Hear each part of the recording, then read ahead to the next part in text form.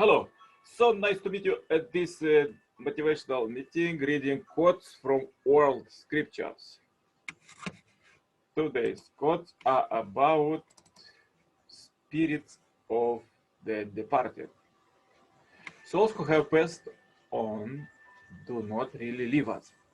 They remain with us as more than mere memories. The souls of people who we loved on earth continue to seek our welfare as much as they are able.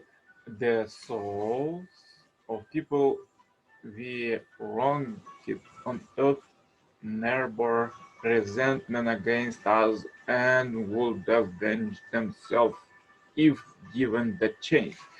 Thus, the dead are not really dead.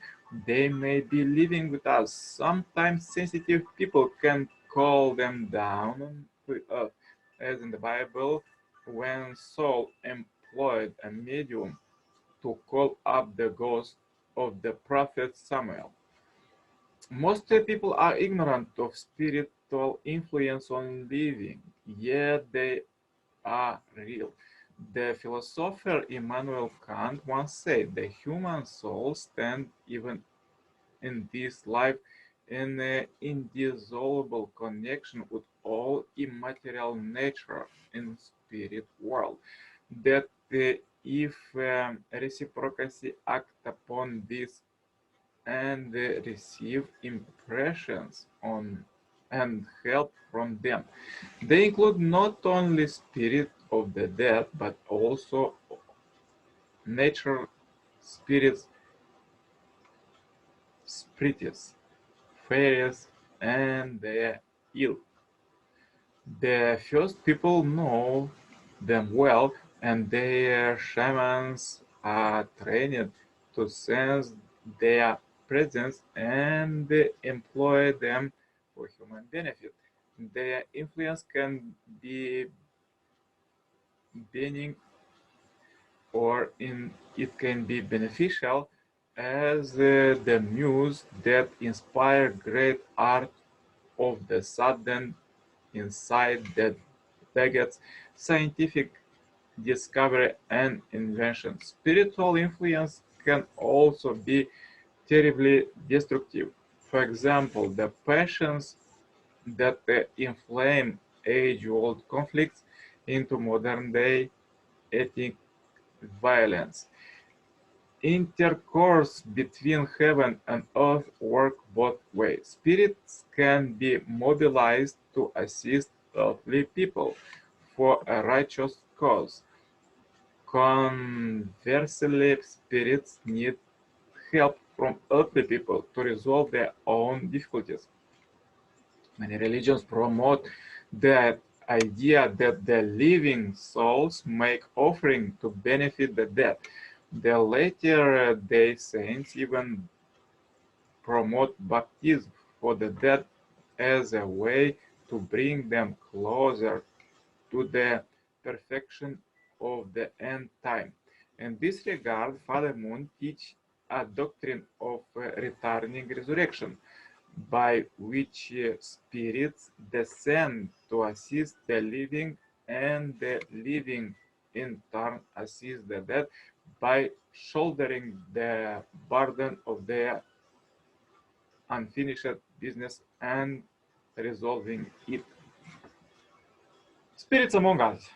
First quote: do not say they are dead about anyone who is killed for God's sake. Rather, they are living, even though you do not notice it. The scent of the sakaki leaves is fragrant.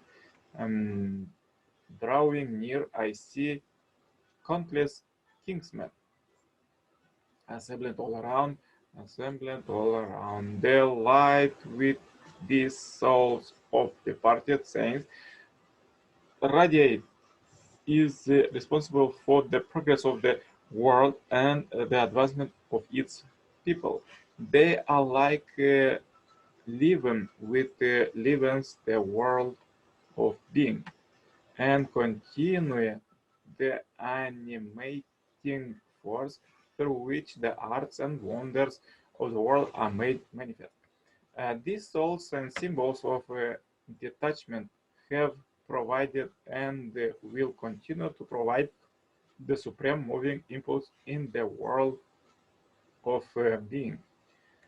Then the woman said, "Whom shall I bring up for you?" He said, "Bring up Samuel for me." When the woman saw Samuel, she cried out with a loud voice, and the woman said to Saul, "Why have you deceived me? You are Saul." The king said to her, "Have no fear. What do you see?" And the woman said to Saul, "I see a God coming up out the earth." He said to her, "What is his appearance?" And she said, "An old man is coming up, and he is wrapped in a robe." And Saul knew that it was Samuel. And he bowed with his face to the ground and did obeisance. The Samuel said to Saul, "Why have you disturbed me by bringing me up? Those who are dead are never gone. They are there in the thickness shadow. The dead are not under the earth. They are there in the tree that rustles. They are in the wood that runs. They are in the water that runs. They are in the water that sleeps. They are in the heart. They are in the crowd.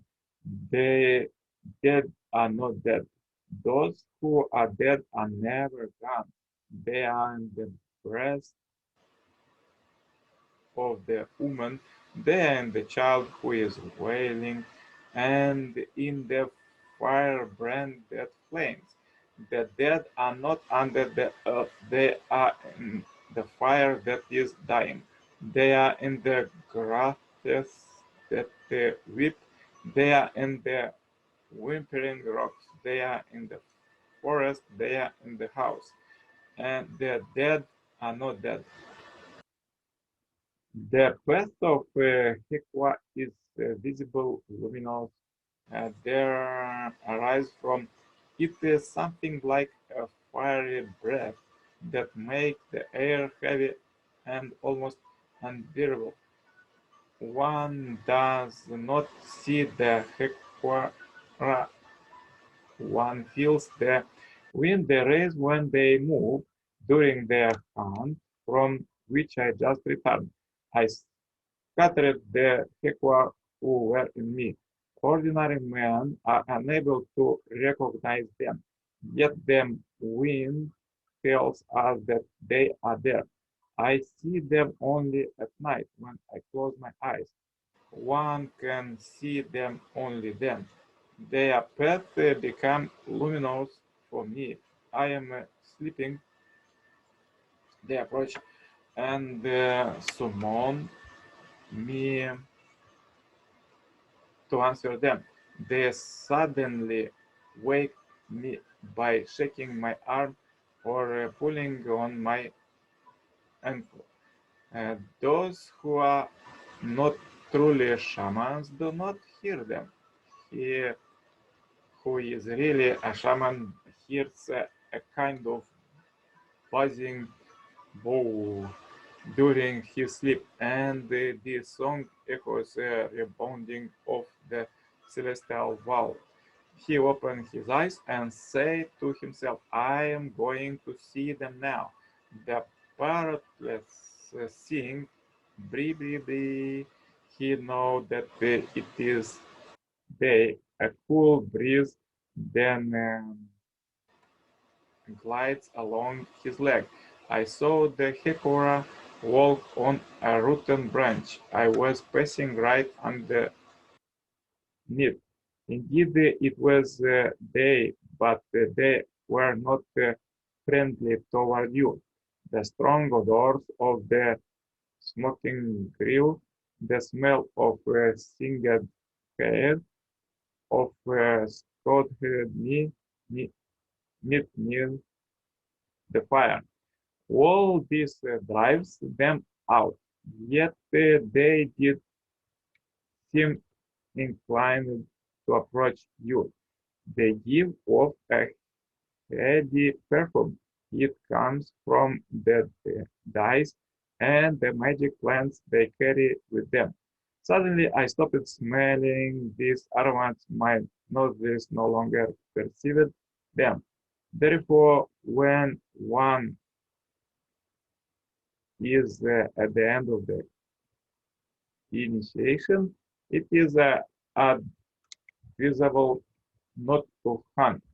And if a flock of toucans takes flight and one of them lands near you, then all the others immediately follow suit.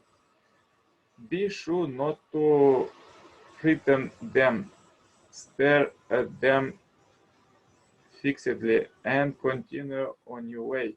You be sure that they are secure.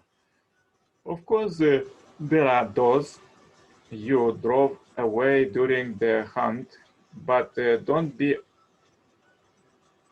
overly concerned.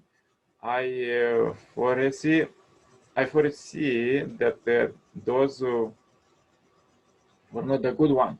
The other remain who came into your breast while you were lying in your hammock, and those are truly yours. They are in you. And when the last red man shall have perished, and the memory of my tribe shall have become a myth among the white men, these shores will swarm with the invisible dead of my tribe. And when you children being themselves alone in the field, the store, the stop, the shop, upon the highway, or in the silence of the pathless woods, they will not be alarmed. In all of the earth there is no place dedicated to solitude. At night, when the streets of your cities and villages are silent, and you think them deserted, they will throng with the returned hosts that once filled them, and still love his beautiful land. The white man will never be alone. Yeah, so interesting. Let's go further with the second time Messiah, Reverend Simon Moon quotes. You are ignorant of the original life of God's creature. You are unable to speak with confidence in the presence of the Creator, the spirits in the heaven, and all things on earth. Yet, even at this hour, God and some spirits in heaven and on earth are helping you. At the peak of your spirituality, if you resolve and act upon your resolution for God, good spirit will descend from the spirit world and assist you. However, if your spiritual level drops, those spirits that had been assisting you will begin to leave one by one. As they depart, they are sorrowful, mournfully thinking that they might never again descend to the earth and assist earthly people. Indeed, once they leave you, it is hard for them to return. Act therefore to increase the number of spirits who can assist you. Then your work will make smooth and rapid progress, and heavenly fortune will be with you. Spirit people cannot come here and work just as they wish. Their way is blocked. Only a few particular spirits can return to Earth, unless other people, through their religious life, build a bridge enabling more to cross. When our ancestors entered the spirit world, they were judged guilty, unable to make progress in the spirit world. they should again descend to earth and make restitution. It would be better for you not to follow the same path. In the past, a person who prayed and made numerous conditions of devotions could meet the deceased founder of his religion for a short time, but then they had to separate because the religious leaders had to return to the spirit world. However, now it is time when all spirits can descend to earth to people of their respective religions. Yes, so interesting quotes for today. If you have difficulties, watch one more time this video to connect with your ancestors and spirits to help you in your life. And